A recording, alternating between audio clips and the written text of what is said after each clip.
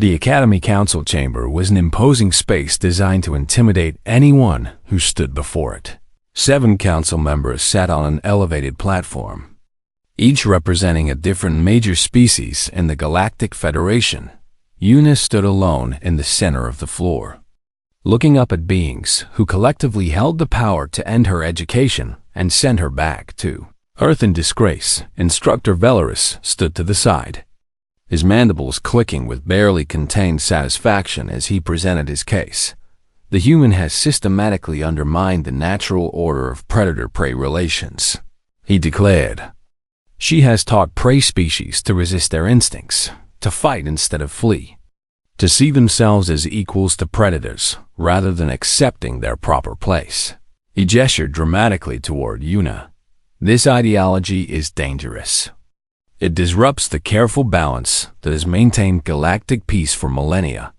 And if allowed to spread, it could destabilize relations between species across the Federation. The council members murmured among themselves. A tall crystalline being who seemed to lead the proceedings turned its multifaceted eyes toward Una. You are permitted to respond to these charges, it said, its voice like wind chimes in a storm. Before Una could speak, the chamber doors burst open with tremendous force. Korax strode in, his massive form radiating barely controlled fury, with Tevshan trailing nervously behind him. This hearing is closed, Velaris protested immediately. Security, remove these intruders. Let them speak, the Crystalline Council leader interjected, raising a hand to stop the guards who had started forward. I am curious to hear why a Vrenthi would interrupt proceedings to defend a human. Korax came to stand beside Una, his golden eye sweeping across the council with an intensity that made several members shift uncomfortably in their seats. I am Korax of the Vrenthi Dominion, he said, his deep voice filling the chamber. I was sent to this academy because my own people consider me defective, because I refused to participate in the slaughter of an innocent species, because I showed mercy when my culture demanded cruelty. He paused, letting his words settle over the assembly. I came here expecting to find more of the same. More beings who would see me only as a monster. More creatures who would flee from my presence or try to break me into proper predator behavior. His massive clawed hand gestured toward Una. Instead, I found her. The council chamber fell completely silent. This human looked at me and saw something no one else has ever seen. Korax continued. She saw loneliness where others saw only threat. She saw potential for connection where others saw only danger. She smiled at me when every instinct in the galaxy said she should cower. He turned to face Velaris directly. She did not teach prey species to resist their nature. He growled. She taught them that survival is not about being the strongest or the fastest. It is about protecting each other, about facing danger together, about refusing to abandon the vulnerable. Tevshan stepped forward, his forehands trembling but his voice steady. The human saved my life in the simulation, he said. She could have let my teammate die and used the distraction to escape, but she ran toward danger instead. She risked herself to protect someone she barely knew. He looked up at the council with all 6 of his eyes. My people have always accepted that we are prey, that our purpose is to feed predators or flee from them. But Una showed me that there is another way. Not to become predators ourselves, but to become something better. To become pack. The Crystalline Council leader leaned forward with apparent interest. And what do you say to these charges? Human, it asked. Una took a deep breath and squared her shoulders. On my world, she began. Humans were not the strongest species.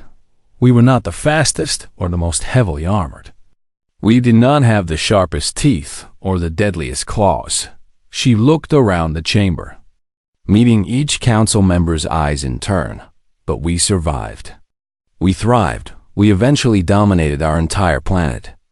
Not because we conquered everything in our path, but because we learned to cooperate, to protect, to care for each member of our tribe as if they were family.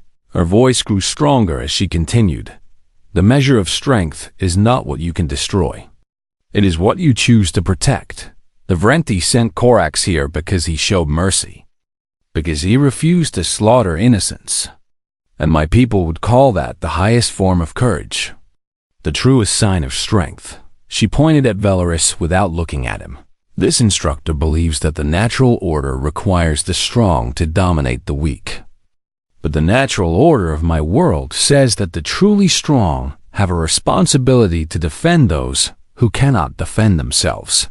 The council members exchanged glances after a long moment. The crystalline leader spoke again. Instructor Velaris, your charges are dismissed. Velaris's mandibles clicked in furious disbelief. But the disruption to natural hierarchies is precisely what this academy was founded to encourage. The leader interrupted. We do not exist to reinforce the divisions between species. We exist to bridge them. And it seems this human has done more to bridge those divisions in 1 month than most students accomplish in their entire enrollment. The crystalline being turned its attention back to Yuna. Furthermore, we will be recommending that Earth's classification as a Deathworld be re-evaluated. Not because humans are less dangerous than we believed, but because they have channeled that danger into something the galaxy desperately needs: guardianship. 1 month later, Yuna walked through the academy grounds with Korax on one side and Tevshin on the other. The massive predator and the tiny herbivore made for an unlikely pairing, but anyone watching could see the easy companionship between them, the way they moved together like members of the same pack. Other students no longer fled from their approach. Some even waved or nodded in greeting, though most still gave Korax a respectful amount of space near the main entrance. Yuna noticed a commotion. A new student was arriving. Another Vrenti, by the look of the towering scaled figure being escorted through the gates. The newcomer spotted Korax and froze, clearly shocked to see one of his own kind walking peacefully beside a human and a herbivore. What is this? The new Vrenti asked in bewilderment. Korax offered something that might have been a smile, an expression that had become less rare over the past weeks. This is Pack, he said simply. Yuna stepped forward. That same warm smile she had offered Korax on his first day lighting up her features. Welcome to the academy, she said. Do not worry, it gets better. The new Vrenti would later tell others that the strangest sight he ever witnessed was a killer, and his prey walking as equals. But the students of the academy knew better. They had learned what the galaxy was only beginning to understand. Deathworlders did not make good prey, but they made excellent friends, and sometimes, if you were very lucky, they made something even better. They made family. The end. 2 weeks into the term, Instructor Velaris announced a practical examination that sent ripples of dread through the entire classroom. You will be evaluated on your survival instincts, the Cathari professor declared, his mandibles clicking with barely concealed anticipation. Each team will be placed in our simulation chamber and must navigate a predator environment to reach the designated safe zone. Students shifted nervously in their seats, already dreading whatever horrors the simulation might contain. Velaris let the tension build before delivering his next announcement: the environment selected for this evaluation is the Vrenti hunting grounds. The classroom erupted in protests. Students cried out that this was unfair, that they could not possibly survive such a scenario, that the simulation was designed for their failure. Velaris silenced them with a sharp gesture of his segmented limbs. The teams have been assigned, he continued, ignoring their complaints. Team 7 will consist of the following students: Tevshin of Aurelon, Myrix of Fethel, Quellen of Brosic, Yuna Park of Earth, and Korax of the Vrenti Dominion. Yuna glanced around at her assigned teammates. Tevshin looked like he might faint again, all 4 of his hands clutching his desk for support. Myrix and Quellen, both herbivore species she had not interacted with much, stared at her and Korax with undisguised horror. Only Korax seemed unbothered. though Yuna noticed his golden eyes narrow slightly at the obvious manipulation in their team composition. Valorous had deliberately assembled a group of prey species with 2 Deathworlders. Clearly expecting chaos and failure, the teams were led one by one to the simulation chamber, a vast room that could generate incredibly realistic environments through advanced holographic and sensory technology. When Team 7's turn arrived, Yuna gathered her trembling teammates near the entrance. "Listen to me," she said firmly, using the tone her father had taught her during their hiking trips through bear country. "We are going to survive this together, but I need everyone to stay calm and follow instructions." "How can you be calm?" Tevshin whispered, his voice shaking. "This simulation is designed for Renthi hunters. We are going to die." "You are not going to die," Yuna assured him. "This is what humans are built for. Survival against predators is literally our evolutionary specialty." Korax moved to stand beside her, his massive form casting a shadow over the group. "She speaks truth," he said, and the other students flinched at the sound of his deep voice. "I have studied humans during my time here. Their species survived a Deathworld filled with apex predators by developing remarkable tactical instincts." He looked at Yuna with something that might have been respect. "I will follow your lead," he said simply. The simulation activated before anyone could respond, and suddenly they were standing in a dense alien jungle filled with twisted trees and strange fog and sounds that made the herbivore students whimper with primal terror. Yuna immediately assessed their surroundings the way her father had taught her. She noted the direction of the wind, identified potential hiding spots, looked for elevated ground and water sources and natural choke points. "The safe zone will be at higher elevation," she announced. "Predators in jungle environments typically ambush from above or from thick cover, so we need to move through open areas where we can see threats coming." "But the open areas offer no protection," Mirix protested weakly. "Protection does not matter if you are ambushed before you can use it." Yuna explained patiently. "Visibility is our best defense right now. We are not fast enough to outrun Renthi hunters if they catch us by surprise." She began leading them through the simulation, choosing paths that kept the group in relatively open terrain while still making progress toward higher ground. Tevshin stayed close to her, his 6 eyes darting frantically in every direction. Korax brought up the rear, his predator senses alert for any sign of threats. They had been moving for approximately 10 minutes when Quellen suddenly froze, his beak-like mouth opening in a silent scream. "Do not run," Yuna commanded immediately, her voice cutting through the rising panic. "Quellen, look at me. Do not run." But it was too late. The simulated Renthi hunter that had been stalking them burst from the underbrush, and Quellen bolted in terror. The creature gave chase instantly, its holographic form rippling with predatory purpose. "Korax, with me!" Yuna shouted, already moving to intercept. What happened next would become legend at the academy. Yuna sprinted toward the simulated predator at an angle, waving her arms and shouting to draw its attention away from Quellen. It was a tactic humans had developed over thousands of years of sharing territory with large predators, making themselves appear as a more immediate threat to trigger a defensive response. The simulated hunter hesitated, confused by the small creature running toward it instead of away. In that moment of hesitation, Korax struck. He slammed into the simulation with all his considerable weight, claws extended, matching predator against predator in a display of raw power that sent the holographic creature tumbling away. "Get Quellen," Yuna called to Tevshin and Mirix. "Bring him back to the group now." The 2 herbivores obeyed, too shocked to question the tiny human giving them orders. Within moments, Team 7 was reformed and moving again, with Quellen trembling but unharmed in the center of their formation. They encountered 3 more simulated predators before reaching the safe zone. Each time, Yuna took command with the calm authority of someone who had faced real danger and survived. She used terrain to their advantage, created distractions when necessary, and positioned Korax as their primary defender while she directed the group's movements. The massive Renthi followed her instructions without complaint, recognizing in her leadership the same instincts that made his own species so dangerous.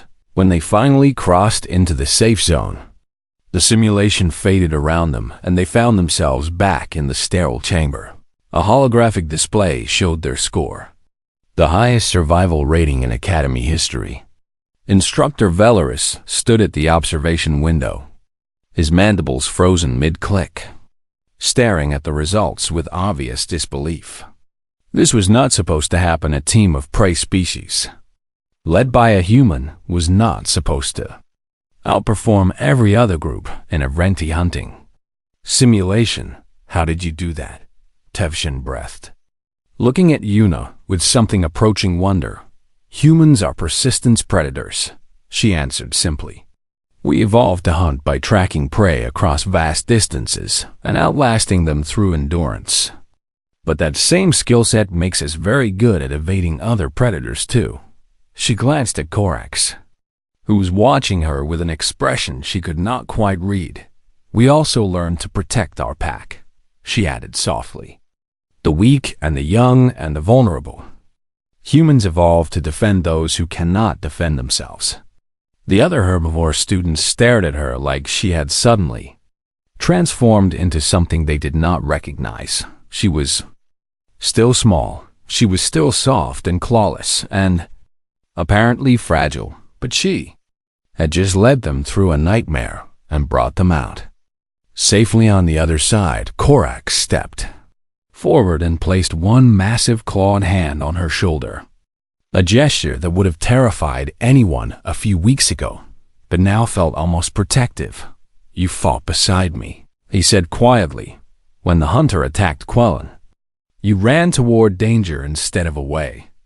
That is what pack members do, Yuna replied. Korax was silent for a long moment before nodding slowly. Yes, he said, and there was something new in his golden eyes, something that looked almost like the longing. That is what pack members do. Instructor Velaris watched them leave the chamber together. The predator and the prey and the Deathworld human who seemed to exist in a category all her own. His mandibles clicked with irritation. This experiment had not produced the results he wanted at all. The days that followed were unlike anything Korax had ever experienced in his long career as a predator. He had been trained from birth in the art of dominance, taught that fear was the natural response to his presence, conditioned to expect submission from every species he encountered. The Renthi way was simple and ancient.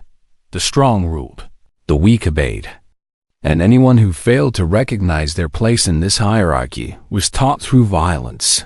But Unipark refused to learn on the second day. Korax positioned himself directly behind her in the meal line, close enough that his breath stirred the dark hair on her head, close enough that any other being would have fled in terror. She turned around, looked up at him without a trace of fear, and asked if he had tried the purple fruit yet, because it tasted surprisingly like something called grapes from her home planet. On the third day, he growled at her when she sat down beside him in class, a deep rumbling sound that had made warriors twice her size beg for mercy. She tilted her head thoughtfully and asked if he was feeling all right, because the growl sounded a bit rough, and perhaps he should drink more water on the fourth day. He extended his claws deliberately during a group discussion, letting the gleaming blades catch the light where she could clearly see them. She leaned closer to examine them with genuine interest, and commented that they reminded her of something called a velociraptor, which was apparently an ancient earth predator, and she wondered if his species had similar hunting strategies. Nothing worked, no matter what Korax did. No matter how he postured or threatened or displayed his deadly capabilities. The humans simply refused to be afraid. She treated him with the same casual friendliness she showed everyone else. which was to say she was polite and warm and completely unbothered by his presence. It was maddening. It was infuriating. It was, if Korax was being completely honest with himself, somewhat fascinating. The other students continued to avoid them both, creating a small island of empty space around their shared corner of every room tension. The nervous Orolani, who served as Yuna's official desk partner, had requested a transfer to a different seat 5 times. But Instructor Velaris denied each request with obvious amusement. The insectoid professor seemed to take perverse pleasure in watching the strange dynamic between the two Deathworlders.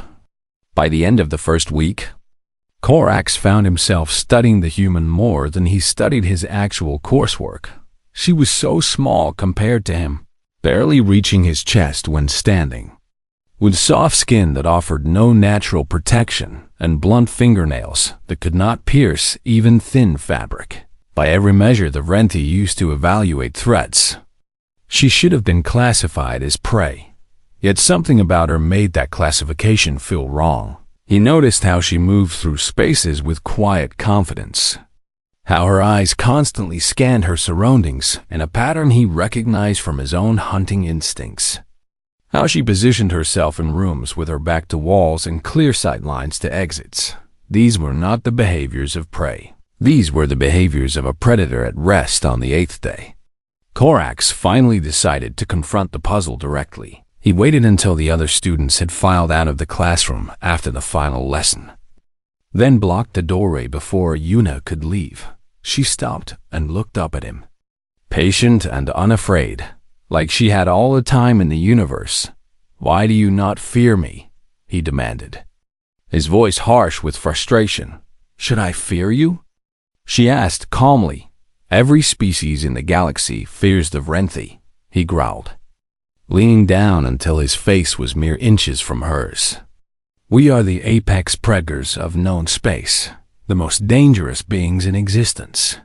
We have conquered worlds and destroyed armies and made entire civilizations bow before us." Yuna considered this for a moment before responding. "On my world," she said quietly, "I grew up in a region with mountains and forests filled with creatures that could kill a human easily. There were bears that stood 3 meters tall, and wolves that hunted in packs, and big cats that could drag prey twice their weight up vertical cliffs." She paused, and something flickered in her brown eyes that Korax could not quite identify. "I learned very young that fear makes you prey," she continued. "If you run, predators chase. If you scream, they attack. If you panic, you die. The only way to survive is to stay calm, show respect, and never let them see you as something to be hunted." She smiled then, that same inexplicable smile she had given him on his first day. "You are not the scariest thing I have ever faced, Korax. You are just the loneliest." The words hit him like a physical blow. He stepped back involuntarily, his claws extending and retracting in an unconscious display of agitation. "You know nothing about me," he snarled. "I know that you watch the other students with something that looks like hunger but is not." Yuna replied gently, "I know that when they flee from you, something in your eyes dims just a little. I know that you sit in the dining hall alone and stare at groups of friends like someone looking through a window at warmth they cannot reach." She took a step toward him, closing the distance he had created. "I know what loneliness looks like," she said. "Humans are pack animals. We need connection the way we need food and water and air. Being alone hurts us in ways that are difficult to describe. And I think maybe Renti are not as different from humans as everyone believes." Korax felt something crack inside his chest. Some wall he had built long ago to protect himself from exactly this kind of insight. He wanted to deny her words, wanted to roar and rage and prove that he was exactly the monster everyone believed him to be. But he could not, because she was right. She was right about all of it before he could formulate any response. Footsteps echoed in the hallway, and a group of students appeared at the doorway. Freezing in terror at the sight of the Renti and the humans standing so close together, Corax used the interruption as an excuse to flee. Pushing past the cowering students and striding away without looking back, he spent the rest of the day in his assigned quarters, staring at the wall and trying to understand how a creature half his size had seen through him so completely that night. He could not sleep every time he closed his eyes. He heard her voice, "You are just the loneliest." The words echoed in his mind like an accusation and a comfort simultaneously. He thought about his homeworld, about the circumstances that had led to his exile and his forced enrollment in this ridiculous rehabilitation program. He thought about the thing he had done that his own people considered unforgivable. He thought about the look on Yuna's face when she had stepped toward him instead of away, when she had offered understanding instead of fear. No one had ever done that before. No one had ever looked at Corax and seen anything other than a predator, a threat, a weapon to be wielded, or a monster to be destroyed. But this small human from a Deathworld across the galaxy had looked at him and seen a lonely soul, and somehow, impossibly, that made him want to be more than just a monster. When morning came, Corax made a decision that surprised even himself. He would not try to frighten Yuna Park anymore. He would not growl at her, threaten her, or display his claws in her presence. Instead, he would try something he had never attempted in his entire life. He would try to be her friend. The thought was terrifying in a way that battle and hunting had never been. But as he prepared to face another day at the academy, Corax found that he was almost looking forward to seeing what the strange human would do next. She had seen through his mask and refused to be afraid. The least he could do was meet her courage with his own. Yuna Park had been at the Galactic Integration Academy for exactly 23 days when the rumors started spreading through the hallways like wildfire. She first heard the whispers during morning meal in the dining hall, where she sat alone at a corner table as usual, eating something that tasted vaguely like oatmeal mixed with flowers. Avrenthi, a four-armed Orolani student named Tevshin, was saying to his group of friends at the next table, his voice trembling with barely contained terror, "They are bringing Avrenthi to our class." The other students gasped and chittered and made various sounds of distress in their native languages. Yuna continued eating her strange breakfast and listened quietly. She had learned a great deal about galactic species during her 3 weeks at the academy, and she knew that the Vrenti were considered the most dangerous predators in known space. They stood over 2 meters tall, covered in dark scales that could deflect most weapons, with retractable claws capable of slicing through metal and teeth, designed for tearing flesh. The galaxy feared them the way ancient humans had feared dragons in their myths. Except the Vrenti were very real. Why would the council allow this? Another student asked, a small feather being whose species Yuna could not remember. "It is a rehabilitation program," Tevshin answered, all 4 of his hands shaking as he spoke. "They say this one committed crimes, even by Vrenti standards, but instead of execution, he was sent here to learn peaceful integration. Peaceful integration with a Vrenti is impossible," the feathered student declared. "They are killers by nature, predators to their very core." Yuna found herself smiling slightly at this conversation. She had heard similar things said about humans during her first week at the academy. After the other students learned that Earth was classified as a Class 12 Deathworld, most species avoided her now, crossing to the other side of hallways when she approached, refusing to sit near her in classrooms, whispering about the horrors of her home planet.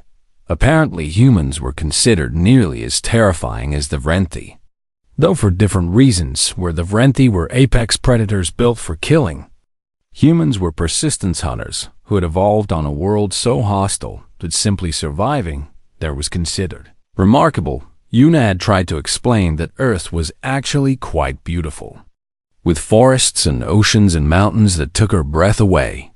But the other students only seemed more frightened when she described casually hiking through territories inhabited by bears and wolves and mountain lions. She finished her breakfast and made her way to the classroom where instructor Valorous taught predator-prey dynamics, a course that Yuna found both fascinating and slightly uncomfortable. Valorous was a Cathari, a tall insectoid being with gleaming black eyes and mandibles that clicked when he was pleased or irritated. He had never hidden his disdain for what he called primitive species, and Yuna suspected he particularly enjoyed having a human in his class so he could use her as an example of barely evolved savagery. The classroom was already buzzing with nervous energy when she arrived. Students huddled in groups, speaking in hushed tones, glancing repeatedly at the door, as if expecting a monster to burst through at any moment. Yuna took her usual seat near the back and waited. Tevshan, who had been assigned as her desk partner at the beginning of the term, hesitated at the entrance before reluctantly making his way to the seat beside her. "You have heard the news," he said, not quite looking at her. "About the Vrenti?" Yuna nodded. "Yes, I heard. Are you not frightened?" Yuna considered the question honestly before answering. "I am curious," she admitted. "I have never met a Vrenti before." Tevshan stared at her with all 6 of his eyes, clearly unable to comprehend her response. Before he could say anything more, Instructor Valorous entered the room, his long limbs clicking against the floor with each step. Behind him came the largest being Yuna had ever seen. The Vrenti stood well over 2 meters tall, his scaled body rippling with muscle beneath dark armor-like skin. His eyes were golden and slitted like a serpent, and when he opened his mouth slightly, Yuna could see rows of teeth that would make any Earth predator envious. He moved with the fluid grace of a born hunter, each step precise and controlled, radiating danger the way a fire radiates heat. The classroom fell into absolute silence. Several students near the front pressed themselves against their seats as if trying to melt through the furniture and escape. One small being actually fainted, sliding to the floor with a soft thump that no one moved to address Instructor Valoris's mandibles clicked with what Yuna had come to recognize as satisfaction. "Class," he announced, his voice carrying a note of dark amusement. "This is Korax of the Vrenti Dominion, who will be joining us for the remainder of the term as part of the Galactic Rehabilitation Initiative." Korax said nothing, his golden eyes scanning the room slowly, methodically, the way a predator surveys a hunting ground. "Now then," Valorous continued, and Yuna could hear the anticipation in his voice. "We must find appropriate seating for our new student." His gleaming black eyes swept across the classroom before settling on Yuna with unmistakable intention. "Ah, yes," he said. "There is an available seat beside our other remarkable specimen, the human from the Deathworld called Earth." He gestured toward the empty seat next to Yuna, the one on her other side that had remained vacant since her first day, because no student would willingly sit there. "Korax, you will sit beside Yuna Park." A ripple of horror passed through the classroom. Students exchanged terrified glances, clearly expecting violence to erupt at any moment. Even Tevshan scooted his chair as far from Yuna as possible, as if proximity to the coming disaster would somehow harm him. Korax began moving toward the back of the room, and Yuna could feel the weight of every stare in the classroom fixed upon her. This was what Valorous wanted. She realized he wanted to see the human finally show fear, finally crack under pressure, finally prove that she was just as terrified as everyone else despite her calm exterior. He wanted to put 2 predators together and watch one dominate the other. The Vrenti reached her row and stopped, looming over her like a mountain of scales and muscle and barely contained violence. Yuna looked up at him. She studied his face, noting the tension in his jaw, the slight flare of his nostrils, the way his claws remained carefully retracted. Despite his intimidating posture, She saw the way his eyes darted briefly to the terrified students around them before returning to her. And she recognized something in that glance, something familiar, something almost lonely. Una smiled at him. Warm and genuine. The same smile she would offer any new acquaintance. "Hello, Corax," she said simply. "It is nice to meet you, and please sit down." We were just about to start the lesson. The Vrenti froze. His golden eyes widened almost imperceptibly. And for just a moment, his carefully maintained mask of predatory menace flickered with pure confusion around them. The classroom held its collective breath. Instructor Valaris's mandibles stopped mid-click, his satisfaction curdling into something closer to disbelief. This was not the reaction anyone had expected. This was not fear or submission or challenge. This was something the galaxy had no framework to understand. This was a Deathworlder greeting another Deathworlder as an equal. And neither of them seemed to care that the rest of the universe found this terrifying after a long moment. Corax slowly lowered himself into the seat beside Una, his movements stiff with uncertainty for the first time since entering the room. He did not speak, but he kept glancing at the small human beside him as if trying to solve an impossible puzzle. Una simply turned her attention to the front of the classroom, still smiling softly, as if a 7-foot apex predator sitting inches away was the most natural thing in the universe. Instructor Valaris stared at them, both for several seconds before remembering that he had a class to teach. His mandibles clicked with obvious irritation as he began the lesson, though his eyes kept drifting back to the impossible pair at the back of the room. This was not what he had planned. This was not what he had expected, and somehow that made everything far more interesting than he had anticipated. The simulation results spread through the academy like a shockwave within hours. Everyone knew that Team 7 had achieved the highest survival score in recorded history, and that the team had been led not by the Vrenthi predator but by the small human female who barely reached the shoulders of most other students. Una found herself suddenly visible in ways she had not been before. Students who had previously crossed hallways to avoid her now watched her pass with expressions of wary curiosity. Some even nodded in greeting. Though they still kept their distance, Tevshan became her most surprising ally. The nervous Orlani, who had spent weeks trembling beside her in class, now sought her out deliberately, sitting with her in the dining hall and walking with her between lessons. "You saved Quellen," he said one afternoon, all 4 of his hands wrapped around a warm beverage as they sat together. "You could have let the hunter take him and used the distraction to escape, but you did not." "I would never do that," Una replied, genuinely confused by the suggestion. "Most species would," Tevshan said quietly. "In predator-prey dynamics, the weak are sacrificed so the strong can survive. That is the natural order of things." Una shook her head slowly. "Not for humans," she explained. "We evolved in tribal groups where every member mattered. The elderly held knowledge that helped us survive. The young would grow to become our future. The sick might recover and contribute again. Abandoning anyone weakened the whole tribe." She paused, considering how to explain something that felt so fundamental to her nature. "Protecting the vulnerable is not a choice for humans," she said finally.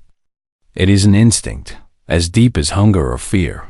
We literally cannot watch someone in danger without feeling the urge to help." Tevshan stared at her with all 6 of his eyes, clearly struggling to comprehend a worldview so different from everything he had been taught. Before he could respond, a shadow fell across their table. Corax stood beside them, his massive form blocking the light from the overhead panels. "May I sit?" he asked, and the hesitation in his voice was so unusual that both Una and Tevshan blinked in surprise. "Of course," Una said, gesturing to the empty space beside her. The Vrenthi lowered himself onto the bench, somehow managing to make the simple action look awkward despite his predatory grace. For a moment, the three of them sat in silence that was strange but not uncomfortable. "I have been thinking about what you said in the simulation," Korax finally rumbled, addressing Yuna. "About protecting the pack. What about it?" "The Vrenthi do not have packs," he said slowly, as if choosing each word with great care. "We have hunting parties and war bands and breeding groups, but not packs. Not the kind you describe, where every member matters regardless of their strength." His golden eyes grew distant, focused on something neither of his companions could see. "When I was young, my spawning group was assigned to participate in the Great Hunt, a tradition where adolescent Vrenthi proved their worth by hunting a designated prey species to extinction on a controlled world." Yuna felt her stomach tighten, but she said nothing. "The species chosen for our hunt was called the Malori," Korax continued. "They were small and gentle and completely defenseless. They had been selected specifically because they posed no challenge, because killing them would be easy." He paused, and something flickered across his scaled features that might have been pain. "I was expected to kill dozens of them to prove my dominance, to show that I was a true Vrenthi predator worthy of my lineage." "What happened?" Yuna asked softly. Korax turned to look at her, and for the first time she saw vulnerability in his golden eyes. "I refused," he said simply. "I stood in front of a group of Malori children and would not let the others reach them. I fought my own spawning mates to protect creatures that every Vrenthi considered worthless prey." Tevshan made a small sound of disbelief. "You protected prey from your own kind?" "I did not think of them as prey," Korax replied. "I looked at those children and I saw fear and innocence and the desperate hope that someone would save them. And I could not be the monster that extinguished that hope." He let out a breath that sounded almost like a sigh. "The Vrenthi Dominion declared me defective.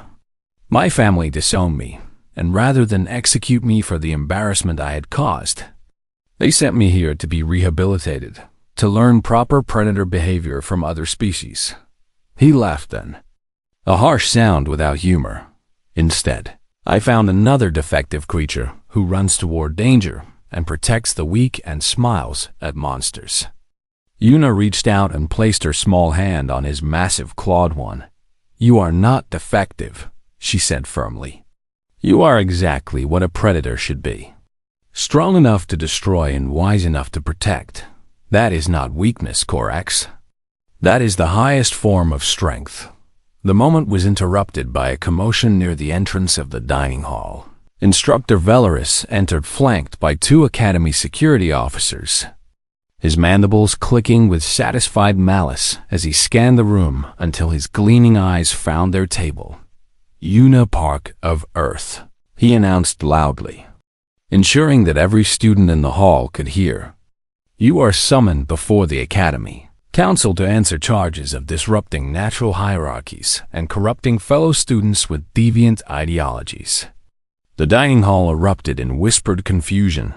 Yuna rose calmly from her seat, but before she could take a step, Korax stood beside her, his full height suddenly seeming even more imposing than usual. "What is the meaning of this?" he growled.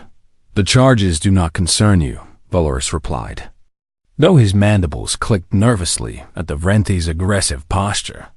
"This is a matter of Academy discipline regarding the humans' inappropriate influence on prey species. She taught them to survive," Korax snarled. "She taught them to protect each other. How is that inappropriate? Prey species are meant to understand their place in the natural order." Velaris responded coldly. "This human has been teaching them to resist that order, to fight against their own instincts. It is unnatural, and it will not be tolerated." Yuna placed a hand on Korax's arm before he could respond further. "It is all right," she said quietly. "I will go with them and explain myself to the council."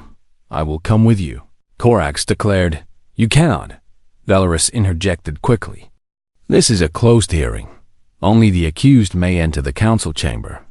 But as Yuna was led away by the security officers, she saw Carax's golden eyes blazing with determination. She had a feeling that, closed hearing or not, the Vrenthi was not going to let her face the council alone, and despite the uncertainty of what awaited her, that thought made her smile because that was what pack members did. They protected their own.